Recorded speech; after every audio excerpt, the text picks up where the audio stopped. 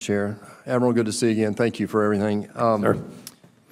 In testimony we heard earlier this year, the Defense Science Board said, and I quote, "For at least the next decade, the offensive cyber capabilities of our most capable adversaries are likely to far exceed the United States' ability to defend key critical infrastructures." Do you agree with that from the Defense Science Board? I said broadly, clearly things favor the offensive side. Part of our challenge is much of our infrastructure represents investments and decisions and priorities made decades ago, and they're not reflective of the digital world we find ourselves in today.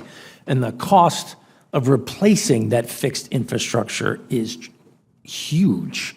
And so it's not likely that we're going to replace all of that infrastructure in the immediate near term. It's just the scale is just beyond the ability of our society, our nation right now. So we're primarily focused on defense, deterrence, and detection right now from your earlier testimony, even today in this written testimony. My question is, in open hearing like this, is there anything you can tell us about what we're doing on the offensive side? Are we developing offensive capabilities as well? So we have acknowledged that we are developing offensive capabilities. We have acknowledged that we are employing those capabilities in the fight against ISIS. I apologize. I'd just rather not get into the specifics inside that. But I'd like to move over to the question of the day, and that is, how do you stand up this force over the next few years? And training is a very major part of this, as you've said.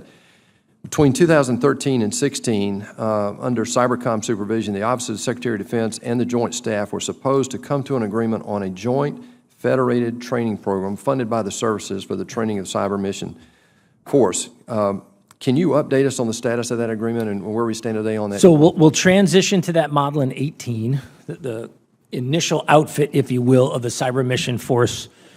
Using much of NSA's infrastructure, we signed up, speaking now as the director of NSA, to use much of NSA's structure, our schoolhouses, our National Cryptologic School, for example, to do much, not all, but to do much of the training associated with the initial build-out of the mission force.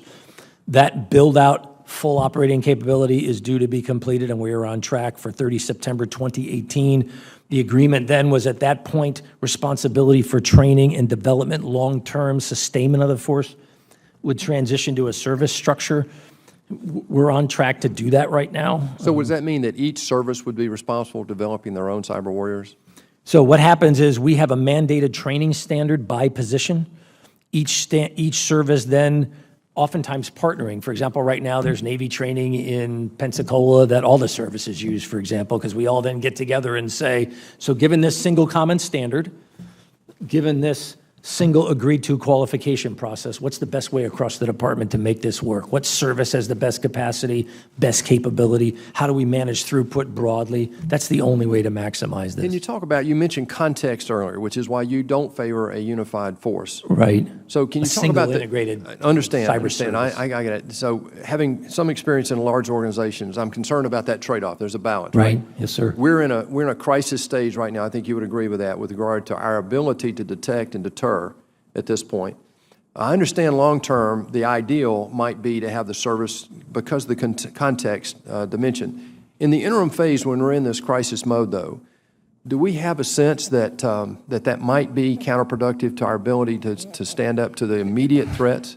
It would be difficult to do it today in a short term. That would take a long-term investment, significant structural, cultural changes. It's another reason why I would argue optimize the structures and the mechanisms that are in place. Now, we also got to hold them accountable. Don't get me wrong. You just can't turn to them and say, well, just do what you always do. There has to be accountability and oversight. But I'm comfortable that the current approach is going to generate the outcomes we need, even as I acknowledge it is not moving as fast as I would like. And we got a huge mismatch between current capacity and capability and what I know is the requirement. We're always in a tail chase. You mentioned earlier that the history has been the extraction of data from the system, that hacking is the primary motive from Russia and China, primarily state actors, has been the extraction of data. In North Korea, we saw a little bit of a different attack where they went in and actually started placing what I would call a sleeper embedded code, whatever, for a bigger mega event later. Do we see a continuing growth in that type of activity? Have we seen any evidence of that in the U.S.? Oh, you do. You see every nation state engage. They'll penetrate a system. They will look to not just extract, but study it, understand it, see where it connects to. Can they use this as a jumping off point to get to somewhere else? One of the things we're always looking for is, so if a system has been penetrated, has the actor manipulated, changed, amended the configuration so they can gain access separately now? That's one of the key things we always look for when we're trying to do mitigation once someone has penetrated a system. So it's the full spectrum. A simple answer is yes, it's the full spectrum of Have we why. seen any in the U.S., any evidence of that in the U.S.? I've seen nation states engaged in activity in the U.S. where they clearly are interested in a long-term presence, not just extracting data. Thank you, Admiral.